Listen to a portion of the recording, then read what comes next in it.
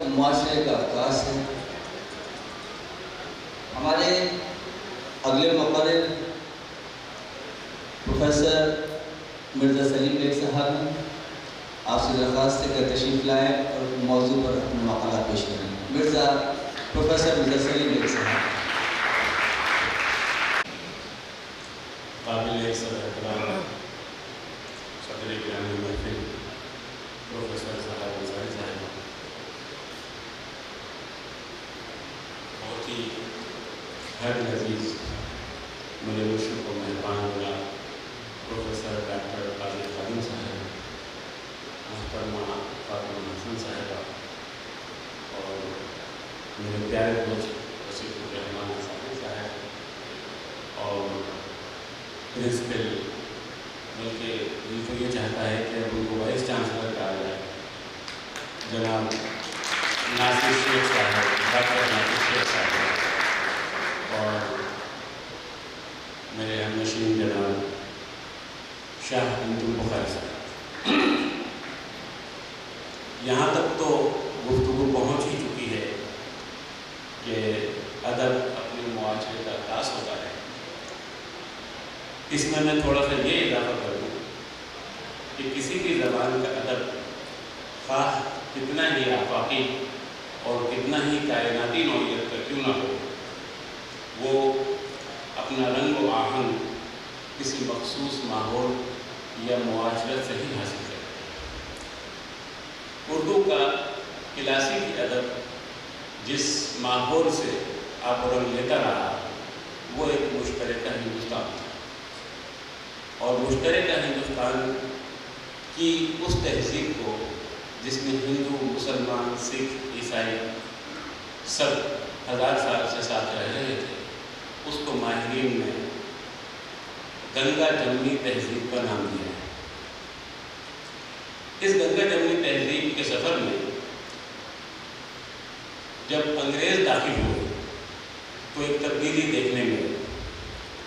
اور وہ تبدیلی اس وقت ایک امتحان بن گئی جب جنگ عظیم اول، جنگ عظیم دوم اور ترکی کی خلافت پر سوال اٹھائے۔ یہ وہ وقت ہے کہ جب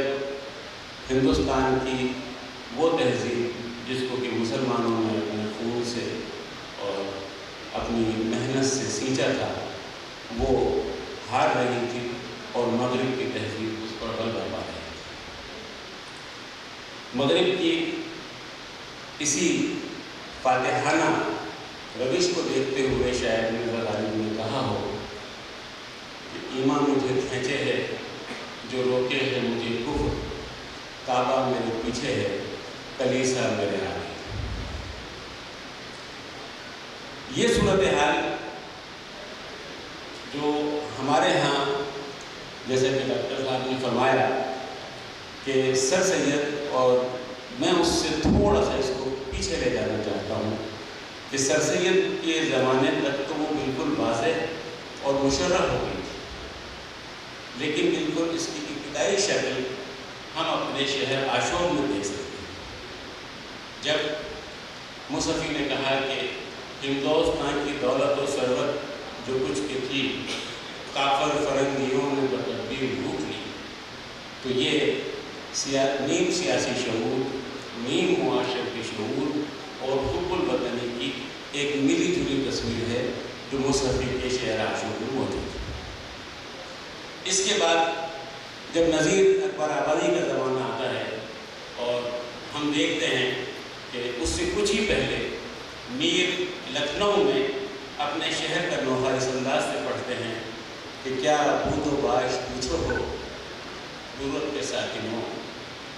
کیا بود و باش پوچھو ہو پورب کے ساکنوں، ہم کو غریب جان کے ہنس ہنس پکار کے، دلی کے شہر تھا عالم میں انتخاب، رہتے تھے منتخب ہی جہاں روزگار کے، دنیا نے لوٹ کر جسے تاراج کر دیا، ہم رہنے والے ہیں اسی بے حیات۔ یہ ایک ایسی تصویر ہے کہ جس میں ایک رنگ انگریزی کی اور جس کو کہ زیادہ واضح اور مشرح کرنے کی ضرورت تھی، یہ کام سر سید کے زمانے میں، ورنہ ایک سیاسی بے چینی اور ایک معاشرتی سطح پر افراتفری کی نشانیاں تو ہمیں جعفر زٹلی سے لے کر اور آج تک کے شعراء کے ہاں ملتی ہیں،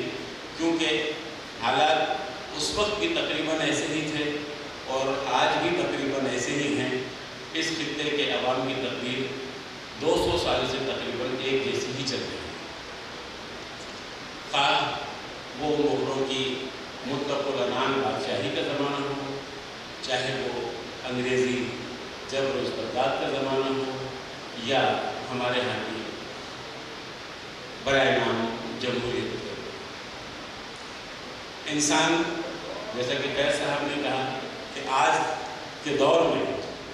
سائنس کی برکات سے زمین کے اندر چھپے ہوئے خزانے سارے انسانوں کی آنکھوں کے سامنے ہیں،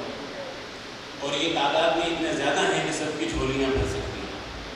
سب کے گھروں میں چراغاں ہو سکتا ہے، لیکن ان کی مساوی تقسیم کا سوال ہے۔ ان کی مساوی تقسیم جب تک نہیں ہوگی،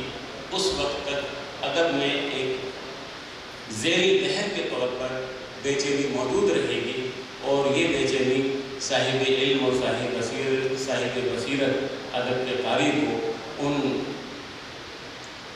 ناہمواریوں کا سراغ دیتی رہے گی کہ جن سے یہ افراتفری عبارت ہے،